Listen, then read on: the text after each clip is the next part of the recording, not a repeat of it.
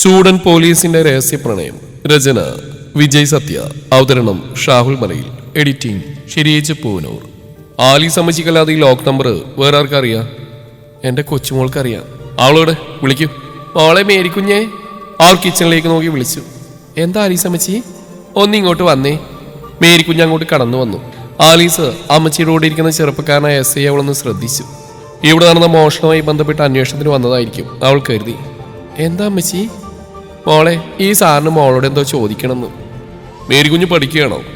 രജീഷ് ചോദിച്ചു. അത് കേട്ട് അമ്മച്ചി പറഞ്ഞു, അയ്യോ മോനെ, മറിയ എന്ന അവളുടെ ഞങ്ങൾ മേരിക്കുഞ്ഞെന്നാ വിളിക്കുന്നത്. ആണോ?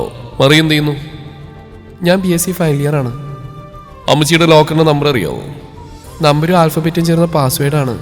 ആ, അതറിയാമോ? അറിയാലോ, പറയണോ? വേണ്ട. മറിയുടെ അറിവിൽ ഈ പാസ്വേഡ് വേറെ ആർക്കെങ്കിലും അറിയോ? ജ്വല്ലറിയിൽ നിന്ന് ഈ അടുത്താണ് ഇവിടെ കൊണ്ടുവച്ച്. ഇതിൻ്റെ പാസ്വേഡ് മാറ്റാനിരിക്കായിരുന്നു. അതിനിടയിലാണ് മോഷണം പോയത്. ജ്വല്ലറിയിലെ മാനേജർക്കും മറ്റും അറിയാൻ തോന്നുന്നു. ഓ, അത് ശരി.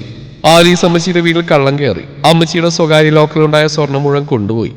കൈതേരി പോലീസ് സ്റ്റേഷൻ പരിധിയിലായതുകൊണ്ട് അവിടുത്തെ ഹൗസ് ഓഫീസർ രജീഷിനാണ് അന്വേഷണ ചുമതല. സത്യത്തിൽ ജ്വല്ലറിയിൽ എന്താണ് സംഭവിച്ചത്? രജീഷിന് സംഭവത്തിന്റെ എല്ലാ വശങ്ങളെക്കുറിച്ച് അറിയാൻ വേണ്ടി ചോദിച്ചു. ഞാൻ പറഞ്ഞില്ലേ, എൻ്റെ ഭർത്താവ് ജോർജ് അച്ചായന് ആലീസ് ഗോൾഡ് എന്ന പേരിൽ ടൗണിലൊരു ജ്വല്ലറി ഉണ്ടായിരുന്നേ. അങ്ങേരുടെ മരണശേഷം ഞാനായിരുന്നു അത് നടത്തിയിരുന്നത്. ഉടമസ്ഥാവകാശവും മേൽനോട്ടവും എൻ്റെ കീഴിലാണെങ്കിലും എനിക്ക് എന്നും ജ്വല്ലറി പോകാൻ പറ്റിയിരുന്നില്ല. അതുകൊണ്ട് മാനേജറെ ഞാൻ ആ ജോലി ഏൽപ്പിച്ച്. സെബാൻ എന്ന ആ മാനേജറുടെ പേര്. ജോർജ് അച്ചായൻ്റെ മരണശേഷം കുറേ നാൾ കുഴപ്പമില്ലാതെ ജ്വല്ലറി നല്ല ലാഭത്തിൽ തന്നെ നടന്നു പോയിരുന്നു. പിന്നെ ക്രമേണ വരുമാനം കുറയാൻ തുടങ്ങി. കച്ചവടം നടന്നിട്ടും വരുമാനത്തിൽ കുറവ് കൊണ്ടപ്പോൾ എനിക്ക് സംശയമായി. അങ്ങനെ ഞാൻ കണക്കുകളും മറ്റും പരിശോധിച്ചപ്പോൾ വല്ലാത്ത ക്രമക്കേടുകൾ കണ്ടെത്തി. എല്ലാത്തിനും കാരണം മാനേജർ സെബാസ്റ്റ്യൻ ആയിരുന്നു. അവൻ സ്വന്തം പേരിൽ തന്നെ ഒരുപാട് സ്വർണ്ണ ഇടപാട് നടത്തിയതായി കണ്ടു. അതോടുകൂടി ഒന്നും രണ്ടും പറഞ്ഞ് ഞങ്ങൾ വഴക്കായി. തുടർന്ന് സെബാനെ ജോലിയിൽ നിന്നും പിരിച്ചു വിട്ടു. ശേഷം ഞാൻ തന്നെ നടത്തിയായിരുന്നു. പിന്നെ എങ്ങനെയാ ജ്വല്ലറി കൂട്ടാൻ കാരണം? പിരിച്ചു വിട്ടതിന് ശേഷം സെബാൻ എന്നോട് തീരാത്ത ദേഷ്യമായിരുന്നു. എൻ്റെ ജ്വല്ലറിയിൽ ജോലി ചെയ്യുന്ന അപ്രൈസർമാരെ സ്വാധീനിച്ച് സ്വർണത്തിൻ്റെ ഗുണമേന്മയിൽ അപാകതകൾ ഉണ്ടാക്കി എൻ്റെ ജ്വല്ലറി അപകീർത്തിപ്പെടുത്താനായിരുന്നു അവൻ്റെ ശ്രമം. അതിലേതാണ്ട് ഒരു പരിധി വരെ അവൻ വിജയിച്ചു. അവൻ്റെ വാക്ക് കേട്ട് ചില തട്ടാമാർ സ്വർണ്ണാഭരണത്തിൽ കലർപ്പ് കലർത്തി അവൻ ഏർപ്പാടാക്കിയ ആളെ കൊണ്ട് തന്നെ ജ്വല്ലറിയിൽ വന്ന് സ്വർണം വാങ്ങിപ്പിച്ച്. പിന്നീട് പരിശോധിച്ചപ്പോൾ ചെമ്പ് കലർന്നതായി കണ്ടെത്തി. അത് അവൻ ആഘോഷമാക്കി. അവൻ്റെ സ്വാധീനത്തിലുള്ള മീഡിയകളിലും ചാനലുകളിലും വാർത്ത വന്നു. അതോടുകൂടി ഞങ്ങൾക്ക് ജ്വല്ലറി പൂട്ടേണ്ടി വന്നു. ഇതൊക്കെ എന്തുകൊണ്ടാണെന്ന് അമ്മച്ചി പോലീസിനെ അറിയിച്ചില്ല? ഇതിൻ്റെ പിന്നിലൊക്കെ അവനായിരുന്നു എന്ന് ഞാൻ ആദ്യം അറിഞ്ഞിരുന്നില്ല. എൻ്റെ ജ്വല്ലറിയിലെ ജോലിക്കാർക്ക് സംഭവിച്ച ഒരു കൈപ്പിഴ എന്നായിരുന്നു ഞാൻ ആദ്യം കരുതിയത്. പിന്നീടാണ് ജോലിക്കാരെയൊക്കെ വിലക്കെടുത്ത് അവൻ നടത്തിയ നാടകമാണെന്ന് തിരിച്ചറിയുന്നത്. അപ്പോഴേക്കും വൈകിപ്പോയിരുന്നു. ഞങ്ങളെ വിശ്വസിച്ച് സ്വർണം മുമ്പ് വാങ്ങിയവർക്ക് പോലും സംശയമായി. ചെറിയ തോതിൽ ഷെയർ ചെയ്തിരുന്ന 1-2 ഹോൾഡർമാരും ഷെയർ പിൻവലിച്ചു. കസ്റ്റമേഴ്സിൽ തന്നെ പലരും വിളിച്ച് കുറ്റപ്പെടുത്തി. കട പൂട്ടാതെ നിർവാഹമില്ലാണ്ടായി. വീട്ടിൽ ബാക്കിയുണ്ടായിരുന്ന ഗോൾഡാണ് ഞാൻ ലോക്കറോട് കൂടെ എൻ്റെ വീട്ടിൽ കൊണ്ടുവച്ച്. അതായിരുന്നു മോഷണം പോയത്. ഡിജിറ്റൽ ലോക്ക് ആയിരുന്നല്ലോ. വീട്ടിൽ വന്നതിന് ശേഷം എന്തുകൊണ്ട് പാസ്വേഡ് മാറ്റാതിരുന്നു? ജ്വല്ലറിയിലുള്ള ചില പഴയ ജീവനക്കാർ കൂടി അറിയുന്ന പഴയ പാസ്വേഡ് തന്നെ ഉപയോഗിച്ചുകൊണ്ടല്ലേ പ്രശ്നം ഉണ്ടായത്? ശരിയാ, ഞാൻ അതേക്കുറിച്ച് ചിന്തിച്ചില്ല. സെബാസ്റ്റ്യന് ഈ ലോക്കർ നമ്പർ അറിയാം. സെബാസ്റ്റ്യൻ അറിയാതെ സ്വർണം പോയില്ല. കാരണം ലോക്കർ നമ്പർ ഉപയോഗിച്ച് തുറന്നതിൽ തന്നെയാണ് ഉണ്ടായത്. മോനെ, എങ്ങനെയെങ്കിലും അവൻ്റെ കയ്യിൽ നിന്ന് ആ സ്വർണ്ണ ഉൾപ്പെടികൾ വാങ്ങിച്ചു തരണം. എൻ്റെ പേരമകളുടെ വിവാഹപ്രായമായി. കല്യാണത്തിന് അതൊക്കെ ഉപയോഗിക്കാനുള്ളതാ. അതുകൊണ്ട് വിളക്കാതെ ഞാൻ സൂക്ഷിച്ചു വെച്ചതായിരുന്നു.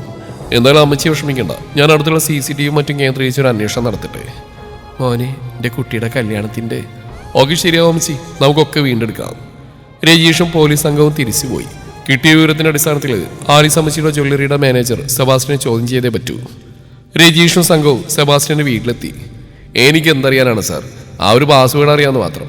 ആ ഒരു വീണുള്ള സാധനം എൻ്റെ കയ്യിൽ വരുമോ? ലോക്ക് പാസ്വേഡൊക്കെ അവർ എപ്പോഴേ മാറ്റിയിട്ടുണ്ടാവും. ഇല്ല, ആ ഒരു മോഷണം നടക്കും വരെ താങ്കൾക്കറിയാവുന്ന ആ പാസ്വേഡ് മാറ്റിയിട്ടുണ്ടായിരുന്നില്ല. So what? ഞാനതിലെങ്ങനെ പ്രതിയാവും സാർ? എന്നെ പിരിച്ചുവിട്ടിൽ പിന്നെ ഞാൻ ആ വീട്ടിൽ പോയിട്ടില്ല. ആ മോഷണത്തിൽ എനിക്ക് യാതൊരു മനസ്സറിവുമില്ല. ഞാനാണെങ്കിൽ നിങ്ങൾ സംഭവം നടന്നു എന്ന് പറയുന്ന സമയം ചെന്നൈയിലായിരുന്നു. അവിടുത്തെ മീറ്റിങ്ങിൽ ഞാൻ പങ്കെടുക്കുന്നതിൻ്റെ എല്ലാ തെളിവുകളും എൻ്റെ കയ്യിലുണ്ട്. ഓക്കെ സെബാസ്റ്റ്യൻ, ഈ മോഷണവുമായി ബന്ധപ്പെട്ട് താങ്കൾ സംശയത്തിൻ്റെ നിഴലിലാണ്. ശരി, ഞങ്ങൾ ഇനിയും വരും. ആയിക്കോട്ടെ, ഞാൻ നിങ്ങളുടെ എല്ലാ ചോദ്യങ്ങൾക്കും ഉത്തരം പറയാം, പോരെ? സർ, അയാൾ പഠിച്ച കള്ളന്. അയാൾ വേറെ ആരെക്കൊണ്ടെങ്കിലും മോഷണം നടത്തിയിട്ടുണ്ടാവും. സെബാസ്റ്റ്യനെ ചോദ്യം ചെയ്ത് അവിടെ നിന്ന് ഇറങ്ങി ജീപ്പിൽ നിന്ന് മടങ്ങവേ ജീപ്പിലുള്ള ഒരു പോലീസുകാരൻ രജീഷിനോട് സംശയം പ്രകടിപ്പിച്ചു. അതെ, ഞാൻ ആ വഴിക്കാണ് ചിന്തിക്കുന്നത്. രജീഷ് എസ്ഐക്കും ആ സംശയമുണ്ട്. ഡിജിറ്റൽ ലോക്കിന്റെ പ്രവർത്തനങ്ങളെക്കുറിച്ച് അറിയുന്ന ഏതെങ്കിലും കള്ളന്മാരെ അയാൾ അതിന് ഉപയോഗിച്ചിട്ടുണ്ടെന്നാണ് തോന്നുന്നത്. പോലീസുകാരൻ പറഞ്ഞു. എങ്ങനെയും നമുക്ക് അവരെ പിടിക്കണം. രജീഷ് എസ്ഐ ആത്മവിശ്വാസത്തോടെ പറഞ്ഞു. പോലീസ് നായും ഫോറൻസിക് ഉദ്യോഗസ്ഥരും ലോക്കറിന്റെ ഡിജിറ്റൽ സാങ്കേതിക വിദഗ്ധരും പരമാവധി ശ്രമിച്ചിട്ട് ഒരു തെളിവും കിട്ടിയില്ല. രജീഷ് എസ്ഐക്ക് മേൽ ഉദ്യോഗസ്ഥരിൽ നിന്ന് വഴക്ക് കേൾക്കാൻ തുടങ്ങി. മോശം നടന്നിട്ട് എത്ര ദിവസമായി? തനിക്കൊരു തുമ്മുണ്ടാകാൻ സാധിക്കാൻ പറ്റില്ലെങ്കിൽ പറയണം, ക്രൈംബ്രാഞ്ചിന് കേസ് കൊടുക്കാം. SP രജീഷിനോട് കയർ സംസാരിച്ചപ്പോൾ രജീഷ് കുറച്ച് ദിവസം കൂടി തരാൻ ആവശ്യപ്പെട്ടു. വേണ്ട സർ, ഇത് ഞാൻ തന്നെ കണ്ടുപിടിക്കും. ഈ വീക്കെൻഡ് ആകുമ്പോഴേക്കും ഞാൻ പ്രതിയെ പിടികൂടും. തനിക്ക് എല്ലാ മെക്കാനിസവും സിസ്റ്റം ഉപയോഗിക്കാം. എന്നിട്ട് പോലും എന്തെങ്കിലും ഒരു സൂചന പോലും കിട്ടിയിട്ടില്ല. രജീഷ്, നിനക്ക് കുറച്ച് മണിക്കൂറുകൾ തരാം. വിതിൻ 24 hours എനിക്ക് ആ കേസിന്റെ മേൽ എന്തെങ്കിലും ഹിന്റ് നീ ഉണ്ടായി തരണം. അല്ലെങ്കിൽ ഞാൻ കേസ് വേറെ ടീമിനെ ഏൽപ്പിക്കുവേ. ഓക്കെ, ശരി സർ, രജീഷ് താഴ്മയോടെ പറഞ്ഞു. SP-യുടെ ഫയറിങ്ങും വാണിങ്ങും കേട്ടതോടുകൂടി സ്വതവേ ചൂടായ രജീഷിന് പ്രഷർ കയറി. ഗോപാലേട്ടാ, വണ്ടി എടുക്ക്. ജീപ്പ് ഡ്രൈവർ ഗോപാലൻ വണ്ടിയെടുത്ത് അടുപ്പിച്ചപ്പോൾ SI ചാടിക്കയറി. മറ്റു പോലീസുകാരൻ ചെടപെടായെന്ന് ഓടിക്കയറി. ആ സെബാസ്റ്റ്യന്റെ വീട്ടിലേക്ക് വിട്. പോലീസ് വണ്ടി സെബാസ്റ്റ്യന്റെ വീടിന് മുമ്പിൽ വന്ന് നിന്നു. പുറത്തെ സിറ്റോടിൽ പത്രം വായിച്ചിരിക്കുകയായിരുന്നു അയാൾ. ജീപ്പിൽ നിന്നും ചാടിയിറങ്ങിയ SI രജീഷ് അയാളുടെ കോളന് കുത്തിപ്പിടിച്ച് മുഖത്തേക്ക് ആഞ്ഞടിച്ചു. പള, നീയല്ലേ അവിടെ കയറി മോഷ്ടിച്ച്? എന്തോന്നാ സാറേ ഇത്? താങ്കൾക്ക് എന്തു പറ്റി? എന്തു തെളിവാ എനിക്കെതിരെ നിങ്ങളുടെ കയ്യിലുണ്ട്? തെളിവൊന്നും വേണ്ടോ? മോഷണ കേസിൽ ആലീസ് അമ്മച്ചി തന്നെ സംശയിക്കുന്നുണ്ട്. അത് മതി. കോൺസ്റ്റബിൾ, പിടിച്ച് ജീപ്പിൽ കയറ്റി. മറ്റു പോലീസുകാർ ചേർന്ന് സെബാസ്റ്റ്യനെ കുത്തിനെ പിടിച്ച് ജീപ്പിൽ കയറ്റി. ഇതാണ്ട് സെബാസ്റ്റ്യന്റെ ഭാര്യയും മക്കളും ഓടി വന്നു. നിങ്ങൾ എങ്ങോട്ടാ സെബിച്ചാനെ കൊണ്ടുപോകുന്നു? പോലീസുകാരെ തടഞ്ഞുകൊണ്ട് സെബാസ്റ്റ്യന്റെ ഭാര്യ ചോദിച്ചു. പെണ്ണുമ്പിള്ള മാറിക്കിട്ടോ. നിങ്ങളുടെ ഭർത്താവ് ആലീസ് അമ്മച്ചിയുടെ വീട്ടിൽ മോഷണമായിട്ട് ബന്ധപ്പെട്ട പ്രതിയാണ്. അമ്മച്ചി ഇയാൾക്കെതിരെ മൊഴി നൽകിയിട്ടുണ്ട്. ഞങ്ങൾക്ക് ഇയാളെ ചോദ്യം ചെയ്യാനുണ്ട്. കൊണ്ടുപോയേ പറ്റൂ. പോലീസുകാർക്ക് കൂടി അയാളെ പിടിച്ചു വലിച്ച് ജീപ്പിൽ കയറ്റി. രജീഷും സംഘവും സെബാസ്റ്റ്യനെ സ്റ്റേഷനിൽ കൊണ്ടുപോയി. സെബാസ്റ്റ്യൻ ലോക്കപ്പിൽ അടച്ചു. ഇടവിടും, തനിക്കിത് എന്തിന്റെ കേടാ? ഒരു തെളിവില്ലാതെ ഒരാളെ പിടിച്ചുകൊണ്ടുവന്ന് ലോക്കപ്പിൽ അടച്ചിരിക്കുന്നു. നിമിഷങ്ങൾക്കകം SP-യുടെ കോള് വീണ്ടും രജീഷിന് വന്നു. സർ, അയാളെ ചോദ്യം ചെയ്താൽ തുമ്പ് ലഭിക്കും. അതുകൊണ്ടാണ് കസ്റ്റഡിയിലെടുത്ത്. താനിത് ഏത് ലോകത്താ? SP പിന്നെയും രജീഷിന് എന്തൊക്കെയോ ചീത്ത പറഞ്ഞു. തെളിവില്ലാതെ കസ്റ്റഡിയിലെടുത്തിന് വീട്ടിൽ കയറിയാളെ തള്ളിയെന്ന് എനിക്ക് വെച്ചിട്ടുണ്ട്. ഞാൻ അടുത്ത സെക്കൻഡിലാളെ വീട്ടിൽ കൊണ്ട് ഇറക്കിക്കോണം. Is my order. നിന്നിൽപ്പിൽ തൊലിയിരിയുന്ന പോലെയായ രജീഷിന് അത് അനുസരിക്കാൻ നിവൃത്തിയില്ലാതായി. സെബാസ്റ്റ്യൻ രജീഷിനെ തന്നെ വീട്ടിൽ കൊണ്ടുപോയി ഇറക്കിവിട്ട് മാപ്പ് ചോദിച്ചു. പിറ്റേന്ന് തന്നെ ആലീസ് അമ്മച്ചിയുടെ വീട്ടിലെ മോഷണ കേസ് ക്രൈംബ്രാഞ്ചിനെ ഏൽപ്പിച്ച വാർത്തകൾ വന്നു. രജീഷിനാകെ നാണക്കേടായി. പക്ഷെ അയാൾ വെറുതെ ഇരിക്കാൻ തയ്യാറായില്ല. അയാൾ ആരും അറിയാതെ ഒരു പ്രോപ്പർ അന്വേഷണം നടത്തിക്കൊണ്ടിരുന്നു. ക്രൈംബ്രാഞ്ചുകാരും ആലീസ് അമ്മച്ചിയുടെ മൊഴിപ്രകാരം സെബാസ്റ്റ്യനെ വീണ്ടും ചോദ്യം ചെയ്തു. അപ്പോഴും സെബാസ്റ്റ്യൻ വേറെ കൂടുതലൊന്നും പറയാനില്ല. എങ്കിലും ക്രൈംബ്രാഞ്ചുകാർ ഡിജിറ്റൽ ലോക്കിൽ നിന്നും സ്വർണവും പണവും കവരുന്ന കള്ളന്മാരന്വേഷിച്ച് അന്വേഷണം തമിഴ്നാട്ടിലേക്കും കർണാടകയിലേക്കൊക്കെ വ്യാപിപ്പിച്ചു. രജീഷ് SI യൂണിഫോം ഇല്ലാത്തൊരു ദിവസം ആലീസ് അമ്മച്ചിയുടെ പേരമകൾ മറിയ പിടിക്കുന്ന കോളേജിന്റെ പരിസരത്ത് അവളെ കാത്തിരിക്കുകയായിരുന്നു. സാരെന്താ ഇവിടെ? രജീഷിനെ കണ്ടപ്പോൾ മറിയ ചോദിച്ചു. ഞാനൊരു കാര്യം അറിയാൻ വന്നാ. എന്താ സാർ? മറിയക്ക് പ്രേമം വല്ലതും ഉണ്ടോ? ഇല്ല. എന്തി? എന്നെ പ്രേമിക്കാൻ വല്ല ഉദ്ദേശമുണ്ടോ? ആളൊരു തമാശ പോലെ ചോദിച്ചു. രജീഷ് ഒന്നും മിണ്ടിയില്ല. അപ്പോൾ മറിയക്ക് സംശയമായി. കർത്താവേ, ഇയാൾ ശരിക്കും തന്നെ പ്രപ്പോസ് ചെയ്യാൻ വന്നാണോ? എന്താ സാർ ആലോചിക്കുന്നത്? എന്നെ ക്വസ്റ്റ്യൻ ചെയ്യാൻ വന്നാണോ? ഏയ് അല്ല, എനിക്കൊരു കാര്യം പറയാനുണ്ട്. എന്താ സാർ? ഈ അടുത്ത് കൂട്ടുകാരൊക്കെ കൂടെ മറിയുടെ വീട്ടിലേക്ക് വന്നിരുന്നോ? ഉവ്, എക്സാം തുടങ്ങുന്നതിന് 2 ദിവസം മുമ്പ് കുറെ കൂട്ടുകാർ വീട്ടിലേക്ക് വന്നിരുന്നു. അത് ആരൊക്കെയാണെന്ന് ഓർമ്മയുണ്ടോ? അവളൊന്ന് തൻ്റെ കൂടെ വന്നിട്ട് പേരൊക്കെ പറഞ്ഞു കൊടുത്തു. ഇങ്ങനെ പോരാ, പേരിന് കൂടെ അവരുടെ അഡ്രസ്സും വേണം. അങ്ങനെ മറിയ രജീഷ് SIയുടെ വാട്സാപ്പ് നമ്പർ വാങ്ങി അന്ന് തൻ്റെ കൂടെ വന്ന കൂട്ടുകാരുടെ പേരും അഡ്രസ്സും വിശദമായി മെസ്സേജ് ചെയ്തു. എന്തിനാ സാർ ഇത്? അവർ കൂടുതൽ ബുദ്ധിമുട്ടിക്കല്ലേ? അവർ വെറും 1 മണിക്കൂർ മാത്രമേ എൻ്റെ വീട്ടിലുണ്ടായിട്ടുള്ളൂ. പെട്ടെന്ന് തന്നെ അവർക്ക് തിരിച്ചു പോയിരുന്നു. ഏയ്, അങ്ങനെ ആർക്കൊരു പ്രശ്നം ഉണ്ടാകില്ല. പോരെ, നമുക്കൊരു കോഫി കഴിക്കാം. രജീഷ് ക്ഷണിച്ചതിനനുസരിച്ച് മറിയ അടുത്തുള്ള കോഫി സെന്ററിൽ പോയി രജീഷിനോടൊപ്പം ഒരു കോഫി കഴിച്ചു. അവർ കുറേ നേരം സംസാരിച്ചു. കേസ് അന്വേഷണവുമായി ബന്ധപ്പെട്ട് രജീഷ് ഒന്നും ചോദിച്ചില്ല. രജീഷിനും മറിയോട് മനസ്സിലൊരു പ്രതിപത്തി തോന്നി. അവളോട് ഏറെ സംസാരിച്ചപ്പോൾ പാവം കുട്ടിയാണ്. മറിയനോട് ചോദിച്ചില്ലേ പ്രേമിക്കാൻ വല്ല ഉദ്ദേശമുണ്ടോന്ന്? അങ്ങനെ വല്ല കുഴപ്പമുണ്ടാവോ? അവൾ നാണം കൊണ്ട് ചൂളിപ്പോയി. സത്യം? സത്യ തന്നെ ആർക്കോടോ പ്രേമിക്കാൻ തോന്നാത്തത്? അയ്യേ, ജോക്ക് പറഞ്ഞല്ലേ? അല്ല, ഷുവറായിട്ടും എനിക്ക് തന്നോട് കുറച്ച് ഇഷ്ടമൊക്കെ തോന്നുന്നുണ്ട്. എനിക്കും.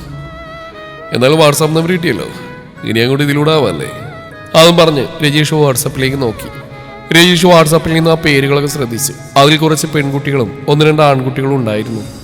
മറിയക്ക് രജീഷിന്റെ പെരുമാറ്റത്തിൽ വലിയ അപാകതകളൊന്നും തോന്നിയില്ല. എങ്കിലും ശരിക്കും തന്നെ ഇയാൾ സ്നേഹിക്കുന്നുണ്ടോ? വല്ല അടവുമായിരിക്കുമോ? അതിന് ഇയാൾ കോഴിയെന്നല്ലല്ലോ, സമൂഹത്തിൽ അറിയപ്പെടുന്ന SI അല്ലേ? ഏതായാലും നോക്കാം. പക്ഷെ ഒഴിവ് സമയങ്ങളൊക്കെ രജീഷ് അവളുമായിട്ട് പലയിടങ്ങളിലും കണ്ടുമുട്ടി. അവരുടെ പ്രണയം അങ്ങനെ വളർന്നു. അന്നൊരു ഞായറാഴ്ചയായിരുന്നു. അമ്മച്ചിയുടെ വീട്ടിൽ നടന്ന സ്വർണ്ണമോഷണവുമായി ബന്ധപ്പെട്ട് ജിമ്മു എന്ന് വിളിക്കുന്ന ജിമ്മിയെ സെബാസ്റ്റ്യൻ പോലീസ് അറസ്റ്റ് ചെയ്തു. മറിയയുടെ ക്ലാസ്മേറ്റ് ആയിരുന്നു അവൻ. അപ്പൻ സെബാസ്റ്റ്യനിൽ നിന്നും ആലീസ് അമ്മച്ചിയുടെ ലോക്കറിന്റെ പാസ്വേഡ് അവന്റെ അപ്പൻ പോലും അറിയാതെ അവരുടെ വീട്ടിലുള്ള സംസാരം മതി അവൻ മനസ്സിലാക്കിയിരുന്നു. ക്ലാസ്സിൽ നിന്ന് ഒരു ദിവസം പനി പിടിച്ച് കോളേജിൽ വരാതിരുന്ന മറിയെ കാണാനെന്ന വ്യാജേനെ അവനും കൂട്ടുകാരവളുടെ വീട്ടിൽ ചെന്നിരുന്നു. അന്ന് ദിവസം ആ വീട്ടിൽ അങ്ങോട്ടും ഇങ്ങോട്ടും നടക്കവേ ആലീസ് അമ്മച്ചിയുടെ ജ്വല്ലറിയിലെ സ്വർണ്ണമടങ്ങിയ ലോക്കർ കാണുകയും തന്റെ മനസ്സിലുള്ള പാസ്വേഡ് ഇപ്പോഴും ഉണ്ടോ എന്ന് പരിശോധിക്കുകയും ചെയ്തിരുന്നു. അതേ പാസ്വേഡാണ് അതിലുള്ളതെന്ന് മനസ്സിലാക്കിയവൻ. വീട്ടിലെത്തിയ മറ്റു കൂട്ടുകാരും വീട്ടുകാരിയായ മറിയും പുറത്തുള്ള മാവിൻ ചോട്ടിലെ മാങ്ങകൾ പറിക്കുന്ന സമയത്ത് ജീവൻ തന്ത്രപൂർവ്വം തന്റെ കോളേജ് ബാഗിൽ സ്വർണ്ണങ്ങളൊക്കെ വാരി നിറക്കുകയായിരുന്നു. അങ്ങനെ അന്ന് ദിവസം തന്നെ മോഷണം പോയ കാര്യം കുറെ ദിവസങ്ങൾക്ക് ശേഷമാണ് ആലീസ് അമ്മച്ചി ലോക്കർ തുറക്കുമ്പോൾ മനസ്സിലാക്കുന്നത്. അതിനുശേഷമാണ് സ്വർണം കാണുന്നില്ലെന്ന് പറഞ്ഞ് കള്ളനെ തിരയുന്നത്. അതുകൊണ്ടാണ് CCTVയിൽ ആ ഡേറ്റിന് ശേഷമുള്ള ദിവസങ്ങളിലൊന്നും ആരും പെടാതിരുന്നത്.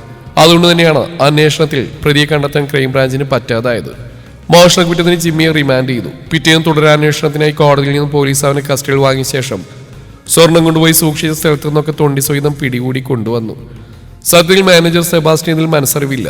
നിയമ നടപടികൾക്ക് ശേഷം ജിമ്മിയെ ജയിലിൽ അടച്ചു. ആലീസ് അമ്മച്ചിയുടെ സ്വർണ്ണാഭരണങ്ങൾ തിരിച്ചു കിട്ടി.